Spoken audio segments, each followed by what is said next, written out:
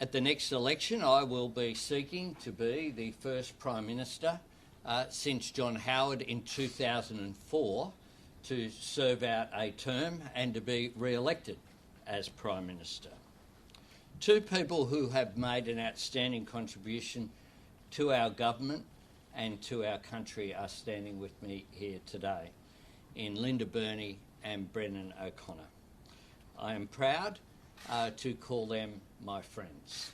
I'm proud to have witnessed firsthand their passion for this nation, their determination to leave the country better for their contribution as members of Parliament and as ministers. In recent times, I've had discussions with Linda and Brendan about their future, and they have informed me that they have decided to not contest the next election as the members for Barton and the member for Gorton. As a result of that, they've also made the decision to step down from the ministry, to enable a refresh and to enable some new ministers to be able to take their place and to take us forward over the coming months before the election, which of course is due in 2025. This provides an opportunity to refresh the front bench, and this morning I've spoken with the caucus chair, Sharon Clayton. Nominations will be called for front positions to be filled in accordance with our caucus rules, and I intend to announce a new ministerial lineup on Sunday in Canberra, and then for the new ministry to be sworn in. Those who are filling new positions will be sworn in on Monday morning. Today, though, I want to focus on these two outstanding Australians who are standing either side of me today. Firstly, Brendan O'Connor. You couldn't ask for a better colleague and friend than Brendan O'Connor, and you won't find a more decent human being. I deeply respect his judgment. I highly value his advice that I've sought, not just in his portfolio, but across a range of issues over a long period of time, and I'm extremely grateful for his friendship. We met when we were less grey, and back in Young Labor, almost 4 decades ago. And in that time, we have stood side by side, from the New South Wales branch and the Victorian branch, over such a long period of time, where Brendan, when he worked for the union movement, and when I worked in different roles as well. And Brendan followed me very closely into the Parliament, where we've served together for more than 2 decades. I think Brendan's experience as a minister in the Rudd government and a cabinet minister in the Gillard government has served us well.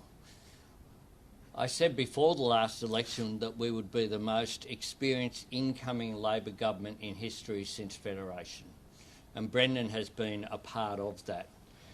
Recognising, I think, the benefits of that experience, but also being able to avoid perhaps some of the issues that were there in the former government in which we were both proud to serve.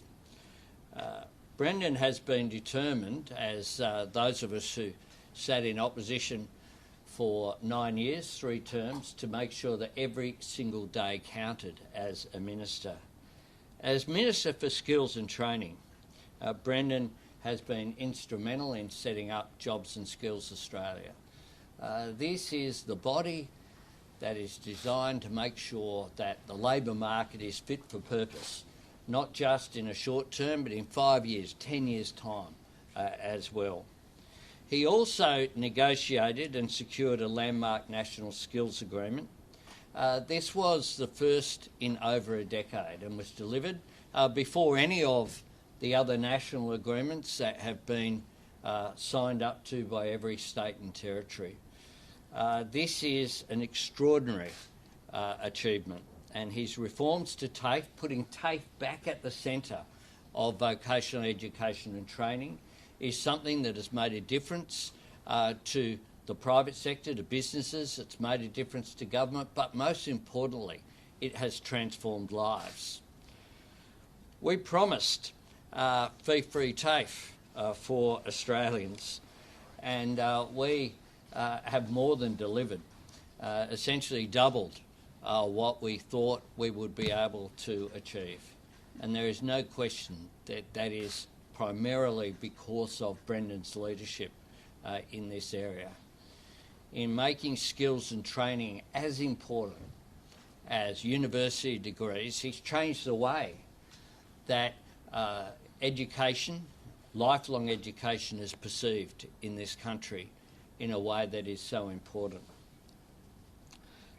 So I do want to make, at the risk of, I'll give Brendan a chance here to, I'll speak about Linda, then Brendan will speak, then Linda will speak. Brendan, of course, went through a great deal of personal tragedy in losing Jodie in 2018. He could have very easily, would have been understandable if he'd stepped back at that time. He made a decision along with Una, his lovely daughter, that he wanted to continue to make a contribution to our country. So I do want to acknowledge Una today as well, and say that Dad's going to have more time to spend with you, as very soon, as someone who, my son's a bit older than Una, there'll come a time soon when she won't want to spend as much time with you, mate. I'll give you the tip. I think it's starting to happen. So Brendan has made this decision in part to make sure that his family has always been so important to him. And I do want to, on behalf of the Labor Party, and if I can be so bold as on behalf of the Labor movement, but also our nation, thank Brendan for what has been an extraordinary contribution. Now, everyone who meets Linda Burney shares in the joy of her company and the light of that wonderful smile. And anyone who has the honour of calling Linda a friend understands the great strength behind her warmth and the courage that is the essence of her grace. The discrimination, hardship and loss that Linda has had to overcome in her life are more than most of us can comprehend. Linda was born into an Australia where she was treated as a second-class citizen, indeed wasn't recognised. Yet her life is a record of profound firsts. The first Indigenous student to graduate from her teachers' college, the first Indigenous person elected to the New South Wales Lower House, where she served as a minister, but also rose to the heights of being the Deputy Labor Leader in New South Wales. She then went on to become the first Indigenous woman elected to the Australian House of Representatives and the first Indigenous woman to be the Minister for Indigenous Affairs. This is all remarkable proof that what Linda has drawn from everything that she has had to endure is not bitterness or despair. It is positive. It is one of hope and one of optimism for our nation. All of us who've served alongside Linda knows that she's someone who gives her heart and soul to the causes that she champions and the people for whom she advocates. I remember well a discussion with Linda in my electorate office, suggesting that she might want to consider running for pre-selection for the electorate of Canterbury, which was at the time my local state seat after a redistribution. Linda became my local state member, and at the moment she's my local federal member after the redistribution put my home, as well as her home, into the electorate of Barton. That has changed, it must be said, with the redistribution again. Linda's humility is something that characterises her record of just incredible achievement. Linda has known great sorrow and events in her life which would have been too much for some to bear. Throughout it all, she has brightened every room that she has walked into and has never asked for anything, just asked for one thing above all, not just for her, but for First Nations people everywhere, which is respect. Not too much to ask for in 2024. We see that in spite of the setback of the referendum last year, she has continued to advocate to make a difference to the lives of First Nations people. The decision to abolish the distrusted CDP and replace it with a real plan for real jobs with real wages and real training in remote communities. The new support she's delivered for Indigenous rangers, for justice reinvestment and remote training, tools of community empowerment and self-determination. The historic and record investment in remote housing to tackle the problem of overcrowding and all of its flow-on consequences. The long overdue creation of a National Commissioner for Aboriginal and Torres Strait Islander children and young people. Working to turn around the terrible rates of out-of-home care. For Linda, so much of this work and so much of politics has always been personal. And that can mean setbacks and disappointments are more deeply felt. It does mean more tears of joy and sadness alike. But that passion, that empathy, that true connection have made Linda an inspirational minister as well as a wonderful friend. And we'll miss her company around the cabinet table, but her friendship, like the friendship of Brendan, will remain, and we'll always be grateful for the extraordinary example which these two fine Australians give of why people should enter public life to make a difference. I'll ask Brendan to make some comments, then Linda, and then I'm happy to take questions. Thanks. Might just take a sip of water. That's all right. Well, can I start by thanking the Prime Minister for his very, very kind and generous words, and can I also acknowledge the remarkable efforts of my colleague Linda Burney to her state and to her nation, an absolute brilliant advocate for First Nations people. If someone had told me when I was first elected in 2001 that I'd go on to serve in three cabinets in three governments, three Labor governments, under three Prime Ministers, I would have told them they're dreaming. Because I have to say, when I was elected to office in 2001, I wanted to serve in a federal parliamentary Labor Party and a Labor government, but I didn't contemplate that I would have had such a remarkably fortunate career. I've been frontbencher for 17 years, and I've been, for almost half of that, I've been a minister. In fact, I've been a minister for every day federally when Labor has been in office since the election of the Rudd government. And I know that I've been very fortunate by anyone's definition. I owe that to the constituents of, first, the electorate of Burke, and of course for the last 7 elections, the constituents of the electorate of Gorton, who I have had the honour to represent in 8 parliamentary terms. I'm indebted to the Federal Parliamentary Labor Party for allowing me to be their candidate, without which I could not have been in the Parliament.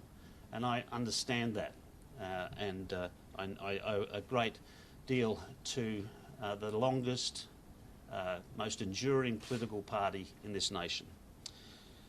And I'm indebted to three Prime Ministers, Kevin Rudd, Julia Gillard and Anthony Albanese, for affording me absolutely remarkable opportunities. But I think there are three good reasons for today's decision. Once I decided not to contest the next election, I spoke with the Prime Minister, and I believed in making that decision not to continue on as a federal member of Parliament. As a team player in a very good government, I wanted to ensure, as the Prime Minister just indicated, that it had renewal and regeneration, and that I could provide opportunities for capable and energetic members of our government that could step up when I stepped down. So that was a significant reason for me speaking with the Prime Minister about today's decision. And of course you hear this all the time, but it really is about time that I spent more time at home. I mean, these are great jobs. They're fantastic jobs. I mean, so few people get an opportunity to be in a federal cabinet or ministry, or even in the federal parliament. And but they're not the greatest exemplars for balancing work and family, I have to say. And I'm not complaining because I've been so lucky, but I do think it's time that I spent more time at home with my daughter, Una, the Prime Minister's referred to, who's been amazing. And if she wasn't so resilient and remarkable, I would have left the place long ago. I also have my father living with us, and I want to be able to be there for him too. So it makes. I know you hear it a lot about spending time with family, but truly, if there's one downside at all, and you can't think of too many downsides of being so lucky to be in a position that I've managed to hold and Linda's held, is that sometimes you're away too often from people you love. The third and final reason for today's decision, for me at least, is I'm very pleased that I'm leaving a portfolio in pretty good nick for the successor. There's been very significant reforms and very significant investment in a tertiary sector, the vet sector, that frankly has been underdone historically. The Prime Minister had the foresight to provide me an opportunity to represent that sector, and that has not happened under any federal government in this way. It provided the resources, the effort, the focus of a senior minister being able to meet with state and territory ministers and strike a very important national skills agreement. And so, and I'll just run through a couple of reforms, and the Prime Minister has mentioned them. The first bill of the government was indeed to enact the body Jobs and Skills Australia, an absolutely critical body to advise government and industry to supply the skills to an ever-changing labour market and economy, not just the vet sector, universities too. And complementing that, 10 Jobs and Skills Councils, making sure that industry is giving insight, real economic insight to government in relation to skills. The Prime Minister referred to the National Skills Agreement, 5-year agreement, $30 billion of investment, and as importantly, really significant reforms. Establishing centres of excellence. I've announced 4 so far, and there's plenty more to come with state and territory governments, and they are ensuring we bring TAFEs and universities closer together. That's critical. Working with industry and sectors of the economy, and that's a really important reform. The one other thing I wanted to touch on, I could touch on many parts of that agreement, is foundation skills. It's hard to believe, but 1 in 5 adults in Australia have difficulties, challenges with reading and writing. 1 in 5. And we need to do better. We need to not leave people behind, as the Prime Minister often says. And I do believe that investment in the reforms in foundation skills, opening up access for people to improve themselves so they can acquire other skills in the labour market is absolutely vital. And that is also a very key element of the National Skills Agreement, of which I'm proud. And also, I've just been advised by my department, who I also thank for their hard work, that 500,000 Australians have now enrolled in fee-free TAFE since the election, well exceeding the election commitment we made well before time, and I'm very proud of being associated with that effort. 500,000 Australians getting the skills they need in areas of existing and emerging demand. And finally, on the issue of the portfolio, there's an apprenticeship review underway, commissioned by Ian Ross and Lisa Paul, that I asked to undertake that review, and that's about improving completion rates of apprentices, which is critical, again, to those apprentices, to businesses that are crying out for skills, and to our economy. And I think that's going to be really good for the incoming minister to have to respond to in time. So these are compelling reasons for me. These are, even one of those reasons would have been enough for me to make this decision, but I've got more than one reason to step down and allow a colleague to step up. So I've got a lot of people to thank. I think I've thanked a few, but I've got a lot of people to thank. I want to start with my family, obviously Una in particular, my partner Stacey, my colleagues, and my fantastic staff. But I'll leave the details of that, if that's okay, to my valedictory speech at some time down the track in the Parliament, which is also proper. I just want to finish on this note. I've been in Parliament for 8 terms. I've seen governments come and go, Labor and Liberal, Labor and Coalition. This is the most cohesive, united government I have witnessed since I was elected. And the way it goes about things, including today, is orderly, considered, and I think today is a very good example of that collegiality and that unity, that we could make this decision today for Linda and I, and for the government, by the Prime Minister and us, in a way that reflects the values of Labor, but also the principles of Westminster. That's how this government operates, and I'm very proud to be part of it. And I'll just finish. Whilst I'm sounding like I'm leaving, I'm still in Parliament, and I have some months to go. That might be obviously more likely next year. And until I finish my role as a Member of Parliament, I'll be working every day to ensure the re-election of the Albanese government. Thanks very much.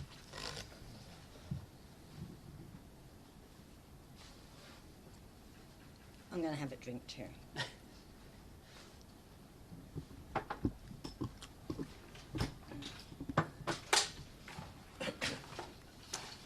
And I will not promise that I won't cry. So everyone, today I'm announcing that I will not recontest the seat of Barton at the next federal election. As the Prime Minister said, after 21 years in politics, 8 years in the federal parliament and 13 years in the New South Wales Parliament, it's time for me to pass on the baton to the next generation. It is time for me to pass on that baton. People like Ballandary McCarthy, Marion Scrimgeour, Janet Stewart and Gordon Reid.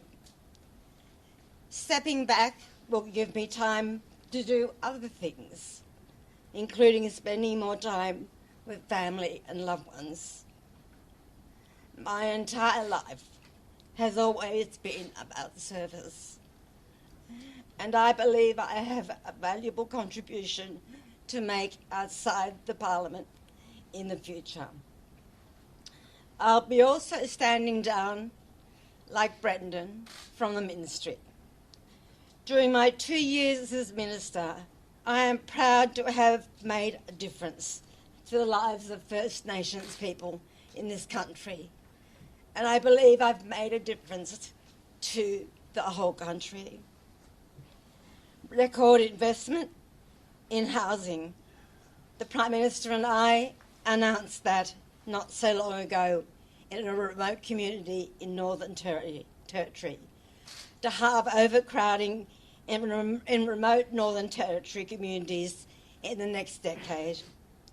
Replacing the old CDP program, creating real jobs in remote Australia with proper wages and decent conditions. And our landmark justice reinvestment program, helping at-risk children and young people from having their future robbed by the criminal justice system. I have been through more than my fair share of life's ups and downs. But I think I've done it with kindness, grace, resilience, intelligence and integrity. Of course, the voice referendum, as the Prime Minister said, didn't deliver the outcome we had hoped, but I think history will treat it kindly. But I know in my heart I gave it all that I could to close the gap and to advance reconciliation. I have been blessed to call so many of my colleagues friends, like Brendan and like the Prime Minister. To you, Prime Minister, I'm going to call you Anthony today. To you, Anthony, thank you for always being by my side, for your support and your friendship.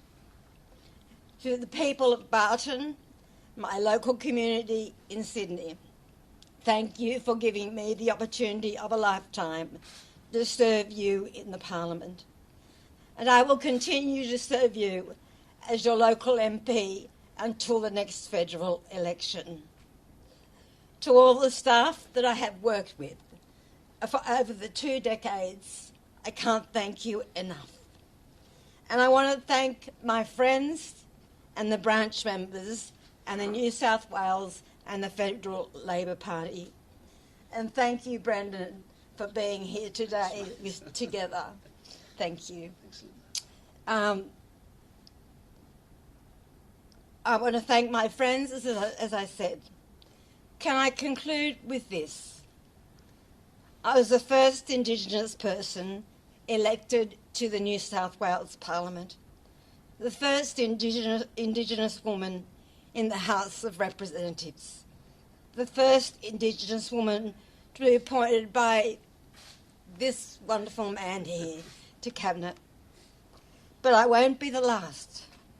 To me, that is progress. And it's time to hand the baton on. It's been one heck of a journey, and I've loved every minute of it. Thank you. Thanks, Linda. Happy to take questions. Prime Minister, I know that the announcement is coming on Sunday, but are we expecting a major cabinet reshuffle, or is it just going to be a couple of promotions? We're expecting an announcement on Sunday. If I told you what it was now, you mightn't turn up on Sunday. We have caucus processes. The caucus, there will be 2 new ministers, and we'll make the announcement on Sunday. I think, as Brendan said, this has been pretty orderly, and the fact that this has taken place without a great deal of speculation shows how well the government functions. What does the reshuffle mean for some of your ministers, such as Andrew Giles and his future? Well, it means that there'll be a reshuffle on Sunday. I'm not going to speculate about all of the outcomes. We have caucus processes that'll be respected. That's one of the reasons why we can stand here and make this announcement rather than it being made through a leak on the front pages of the papers. And Prime Minister, are you expecting that this will be the final change to the ministerial lineup ahead of the election? I am. We've been a very stable and orderly government. Prime Minister, do you think the results of the voice referendum threatens to overshadow Linda Burney's legacy and all of the accomplishments you highlight? Not at all. No way. Linda Burney has a lifetime of achievement through her actions, through who she is. And I reflect back, I mean, I've been in politics a little while, when I approached Linda Burney Yes. about being the candidate for Canterbury, the fact that Australia's oldest parliament here in New South Wales, had never had an Indigenous representative, and now today, as Linda has said, we talk about the federal parliament having multiple representatives in our caucus, as well as state parliaments around the country. There has been extraordinary change, and change doesn't happen. Good people make it happen. And Indigenous Australians put forward a request in the Uluru Statement from the Heart. We accepted that invitation to walk to a better future with Indigenous Australians by putting that to the Australian people, something that previous governments had said they would do. Just on that topic, can I ask Linda, Sure. you both described the outcome as a setback on the voice, but did you stuff it up? Has that contributed at all to today's announcement? And if I can ask Linda, should a future Labor government try it again? Well, on the first thing, I'll ignore the disrespectful nature of it, but the Australian people had their say. We respect the Australian people. What we gave people the opportunity for was to take up the invitation that came not from the Labor Party, it came from the First Nations Constitutional Convention that was held at Uluru in 2017. We said we would put it to people. We did. It was not successful. What we have then done is respect that outcome, but gone about as well ways of closing the gap, including the ways in which Minister Burney has conducted herself, including the largest ever investments in remote housing, in education in the Northern Territory with the schools agreement, in changing employment programs, in changing training, in changing justice reinvestment, in changing health programs as well. Across the board, there has been significant reform outside of what was the referendum issue. But Linda? Sure.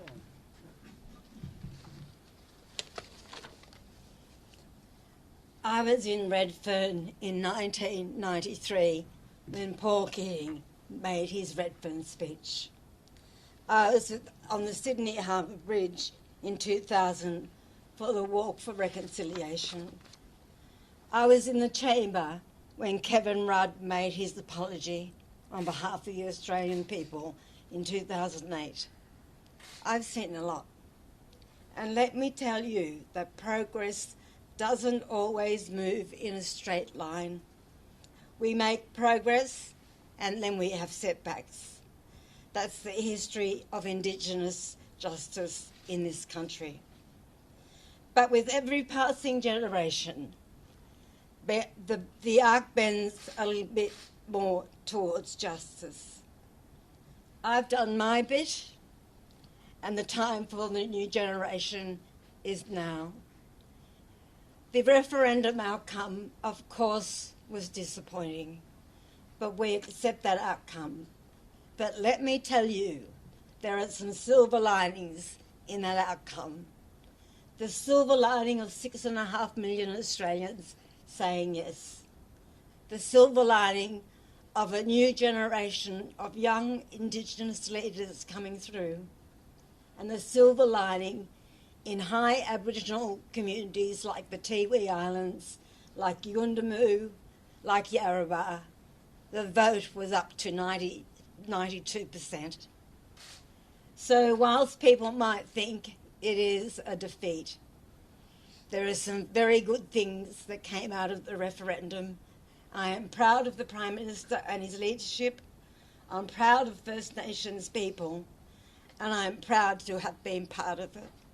Mr. Burney, can I ask you, should the government move urgently to establish a Makarrata Commission?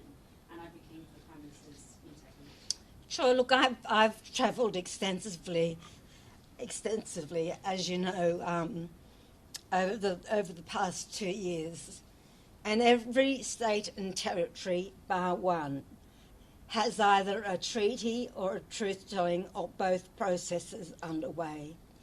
I've met with Aboriginal Affairs ministers and the community. They believe we are heading in the right direction. Can I say that, for me, the issue of truth-telling is not about a judicial process. It's about bringing people together and bringing people with you. Prime Minister, if I could just That, ask... I can't beat that. Sorry, I'm not about to override the Minister for Indigenous Affairs. But should there be a federal level... I agree what the Minister for Indigenous Affairs just said. I understand you don't want to speculate on new members of Sorry? cabinet. I understand you don't want to speculate on new members of cabinet, but can we expect current ministers to change portfolios? I've answered the question. If you ask it a different way, you'll get the same answer. So, with respect, yeah. Why has Australia taken the decision to impose sanctions on Israeli settlers in the West Bank? We've made this decision because it's the right thing to do. Settlements in the West Bank are an impediment to a two-state solution.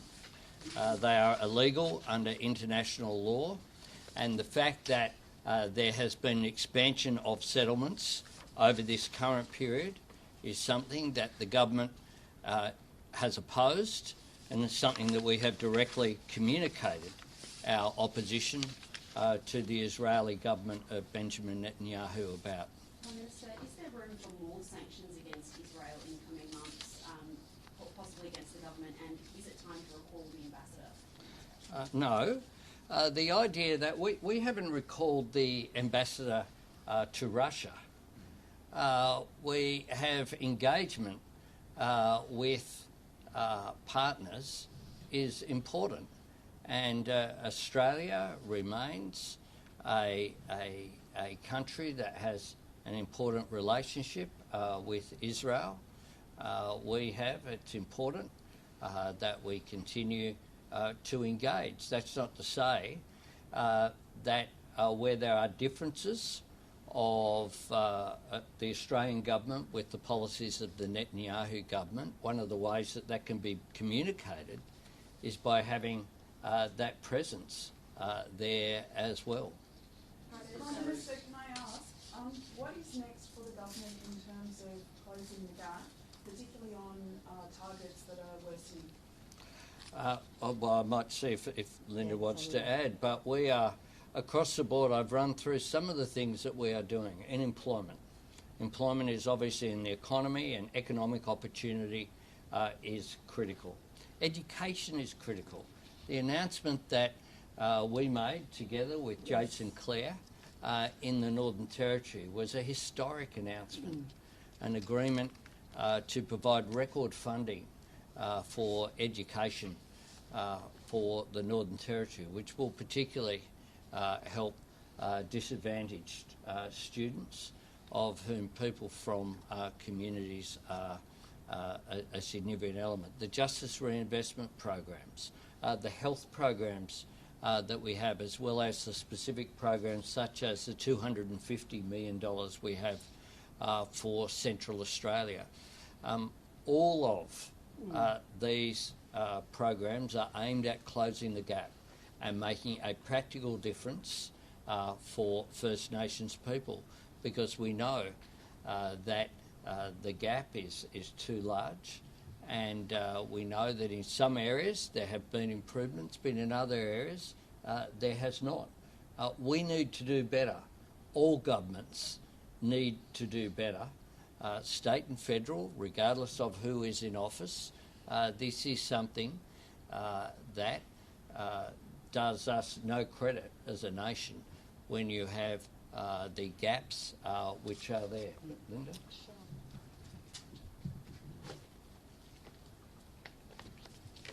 Thanks, Julie. Look, I remember very well the Prime Minister's first closing the gap speech, and he described the gap not as a gap but as a chasm, and that is very true in some areas. but it would be wrong to say that there have not been improvements in most targets. There are 4 that are going backwards, and obviously that gives us a very strong direction of where there needs to be a focus. But we also need to remember that state and territory governments are also part of this journey, along with the coalition of peaks. Extraordinarily important. I went to the Kimberley in Western Australia and saw there what's going on in terms of employment, and that's a really good example of closing the gap, and how they were using the CDP trial to employ people in really substantial jobs. The other thing to say is that with closing the gap, we need to be clear about what the priorities are. We need to be clear on working with states and territories and having a collaborative approach to this, and looking at particularly the priorities that the Coalition of Peaks has put in front of us. As I said before, you bring people with you if you want change to happen. And that's how we're approaching this. It makes me very, very sad that we do not have any more a bipartisan approach to these issues. And I think that First Nations people and the Australian people would like to see that change. Will you be attending the Gama Festival with the Minister for Indigenous Australians next week? Yes, I will. Prime Minister. Sorry, just the woman here for Linda. Minister Burney, I just wanted to know what the future holds for you. You've had a long career. Well, I won't be jumping out of any planes. I'm really excited about the future for me. There's a few rodeos left in this body, I can assure you.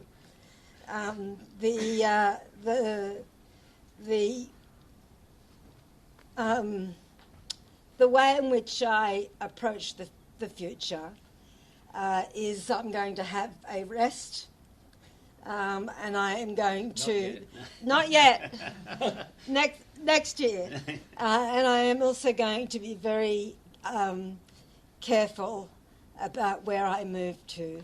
But I can assure you that I am well, I am excited, I'm happy to have made this difficult decision, and my life, as I said, has been one of service, and I don't think that will change. Would advocating for a treaty in New South Wales be on the agenda for you? I know that New South Wales or the Minns government is actually in the process of appointing treaty commissioners. Is that a job that has interest for you, Minister Burney? She's got a job. She's a member for Barton. I'm a member for Barton.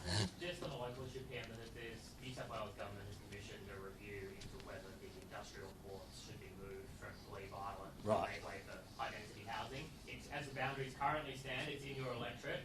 Do you support that, or would you like to see ports stay there? Look, I think those are obviously matters for the New South Wales government, but we do need more housing. And can I make this point that around the Rozelle area, the use of the old power station was finally used for good purpose. There are a range of things that you could do with Glebe Island that are better than the way that it's been used for a long period of time. And one of those is obviously housing. I noticed as well there was another report about Parramatta Road. For a long period of time I've called for higher density around Parramatta Road. I know that the local Greens councillors will oppose every housing proposal that comes forward, but I think that appropriate housing close to public transport is very important. Prime Minister, the Carlton train tragedy that we saw on Sunday, where a father lost his life trying to save his 2-year-old girl. The mother has been reliant on her husband's working visa in order to be in Australia along with her surviving 2-year-old girl. And there are fears that she may be deported. Is there any way that she might be able to stay in Australia? It's my view that is a decision obviously for the minister, but it's my view that matters like this should be dealt with the compassion that Australians would expect. This mother has watched as her husband and one of her twin children has tragically lost their life, and I would have thought that we're a generous country and that Australians' hearts will go out towards this woman and her young child. Minister, a question on the economy. A report by Deloitte is warning of a rate rise next month. That if there was a rate rise next month, it would cripple our economic recovery and erode the stage 3 tax cuts. Are the implications of a rate rise by the RBA something that is worrying you? I've seen the report from Deloitte, and can I say this? It is an endorsement of the government's economic strategy. What that report says is that the revised Labor tax cuts, as opposed to the Liberal tax cuts where working Australians, many of them would have simply missed out, not got $1, and others would have received just half of what they're now receiving, that has been important for people and for people's living standards. So I'm really proud. That's one of the decisions that the Cabinet made, and then we took to the entire caucus earlier this year. An example of this government's courage that you can only make if you're a disciplined, well-ordered government that makes decisions in the national interest. Quite clearly that was in the national interest, and I remind people who are today receiving higher wages and more money in their pockets that was a decision that was at first opposed before the Deputy Leader of the Opposition, Susan Ley, had seen what it was. Didn't know what it was, but they were against it. Then they said they'd roll it back, and then Peter Dutton called for an election to be held to reverse Labor's tax cuts. Well, Labor's tax cuts have made a positive difference, and the report has indicated that. Globally, we are seeing pressures on the global economy. That is a worldwide phenomenon in advanced economies.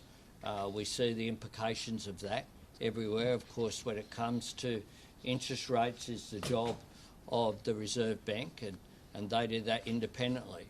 But what we have ensured as well is that fiscal policy is working with monetary policy, and that's why, in spite of the fact that we had this support, and in addition to the tax cuts, we have the energy price relief, we have fee-free TAFE, we have cheaper childcare, we have real wages increasing. Again, the Deloitte report noted that for the first time in a long while. The previous government had wage cuts as part of the economic strategy. That's what they wanted to see, a decline in real wages and living standards. We don't. We want an economy that works for people, not the other way around, and that's why we have put in place those measures, and I welcome the fact that the Deloitte report is an endorsement of our strategy. Can I conclude by just saying to these two friends of mine who I'm so proud of standing next to today, that one of the things that's said about politics is that not many people get to choose the time of their leaving, and that's just a fact. The average time of service in the federal parliament, I don't know what it is now, but a few years ago it was I think it was 5.1 or 5.2 years. These two Australians next to me have proudly served in public life, as well as served before then in different criteria as well. Brendan, through his work in the union movement. Linda's a former secretary of the Department of Aboriginal Affairs here in New South Wales, and a teacher in Western Sydney. Both of them have made incredible contributions, and both of them have chosen their time of departure. And of that, they can be very proud because they are retiring not out, rather than seeing their